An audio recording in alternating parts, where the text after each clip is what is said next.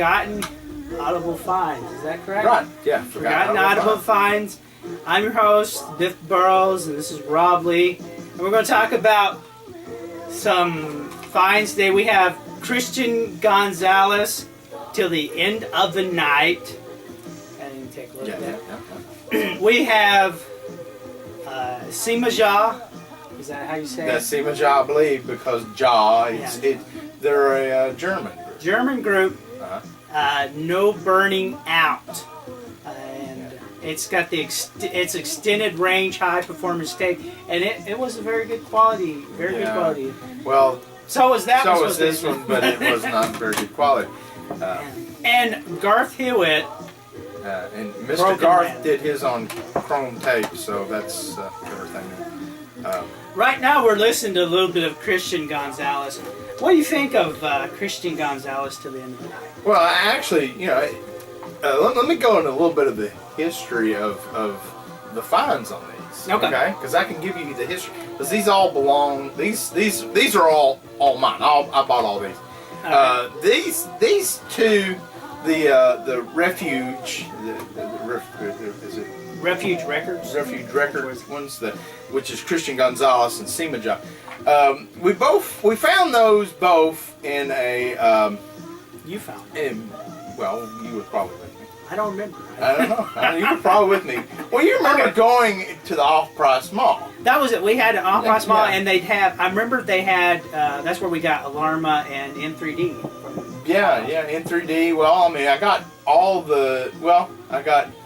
Anyhow, okay, but these two here came from this little off-price mall, and they had a little off-price mall bookstore. It's mostly Christian stuff, but in the back of that, kind of where nobody could see it, I guess, because they didn't really want to advertise that they were selling Christian rock. Heaven forbid. Yes, heaven forbid. But it wasn't just any Christian rock. It was like really rare stuff. Well, it was because we had a Christian bookstore. Yeah, we had two of them. You weren't getting them there. And this is amazing because it's like you'd hear people never heard of Daniel Amos, but you could walk into this off-price mall and they had Daniel Amos.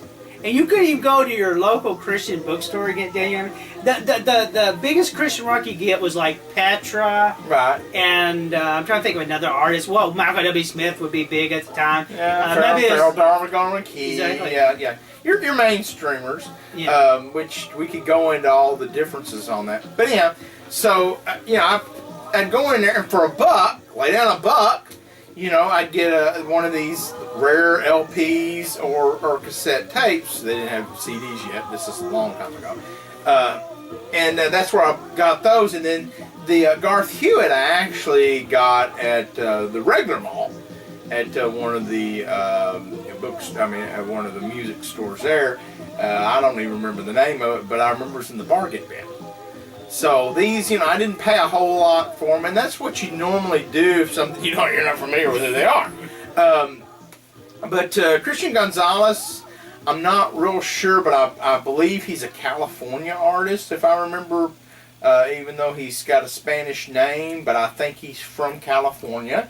And we didn't find a lot of information on him. So if you are watching this, Christian Gonzales, maybe you're related to him, maybe you're him. Maybe you're him. And that's what this show is about, is find rare stuff. Yeah. And so you found these at the off-price mall. Yeah, those two there.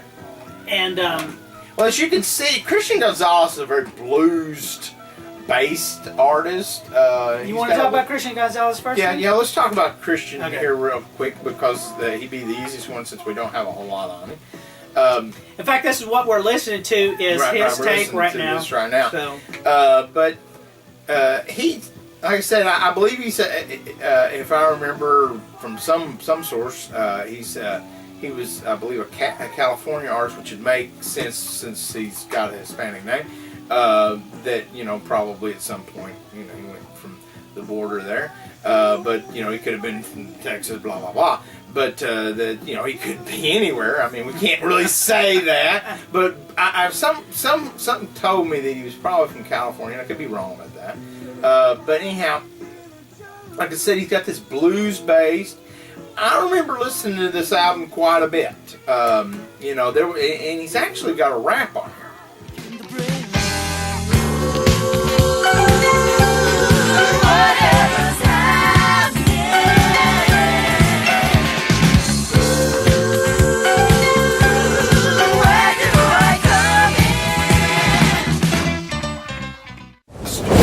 I mean, a lot of the stuff was just talking about things in his life. I mean, he's got a song on here about, how people fight, and they fight in the church, and they fight and all that sort of stuff. And, he talks about the fighting, and like I said, and then he also, he put a rap on here, and the rap is kind of, I think, revealing and talking about his life. And that may have been where I got that he was in California. But anyhow, so, like I said, that's about all I know about him. But let's see. With Christian Gonzales, this is what I see. Going like we're talking about. What songs stick out? This we know is Whatever's Happening. Yeah. Whatever Happening is the rap on this, and of course it's about '84. This is about the time when kind of disco is going out the door. So a lot of artists are changing their style.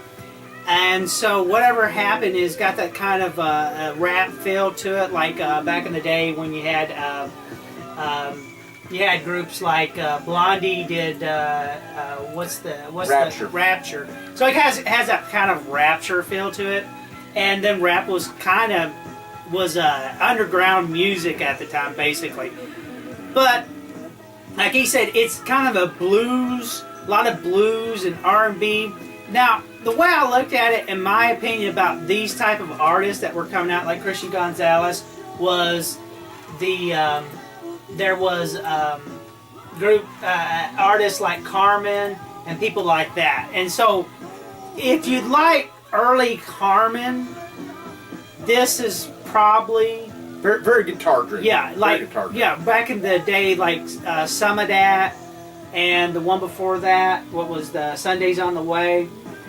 You probably might like this if you like some of that and Sundays on the Way, because there is actually a story where he has a very testimony called Survivor Blues and things like that, because he's talking about a life-threatening incident in his life, and probably when he really wanted to come to Christ more and come closer to it.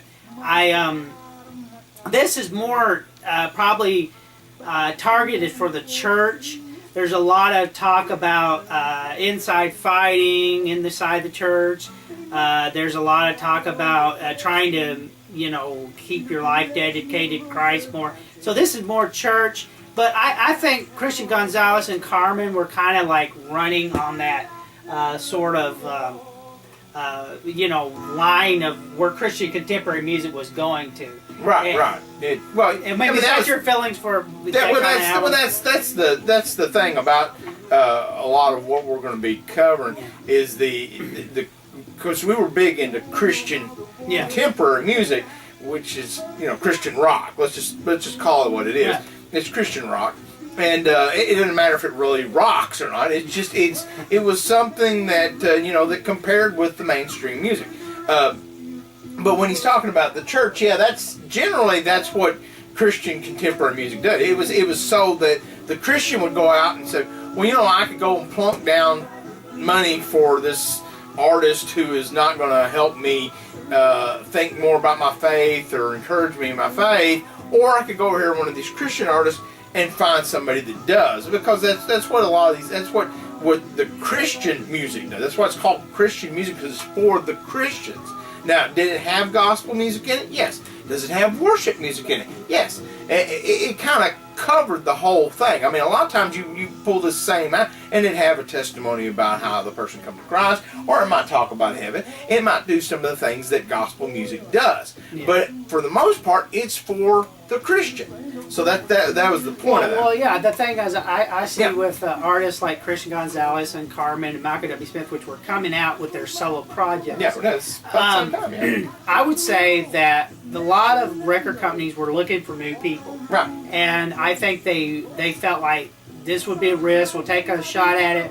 If it works, it works. It doesn't. And like I said, Carmen worked. He clicked. He clicked with the audience. Same with Michael W. Smith. He clicked with the audience. It just worked. Christian Gonzales, on the hand, I think he's one of those. No, I take that back. Listening to his, here's what the weakness with Christian Gonzales was. I found out listening. If you listen to the song, at the time he was making this, whereas Carmen and Michael W. Smith were young men at the time. Christian Gonzales wasn't. He was already middle-aged. He was my age, about my age when he made this album. So that, to me, might be one of the reasons why you don't hear him now, whereas you take the young man like Carmen and Michael W. Smith at the time making the album. Where'd you get that information? From one of the songs on the album, talking about where he was. Yeah, that's right. Did he say 46? Yeah, exactly. Oh, okay. Yeah, he was born about 46 in the song. Yeah, okay. And so that Despite explains... the fact he looks young on the... He looks very young. Yeah. And I think he's probably one of these guys who might have been in secular rock and and stuff like that, and got saved and got out of it. Right. But then later on, because that's the whole thing, especially if like you're dealing with Calvary Chapel. Right, a lot of those were former musicians and that kind of thing, and so they got together or did this thing. But we'll all get into Calvary Chapel. That'll be like on later. We'll talk more about that. But that's Christian Gonzales.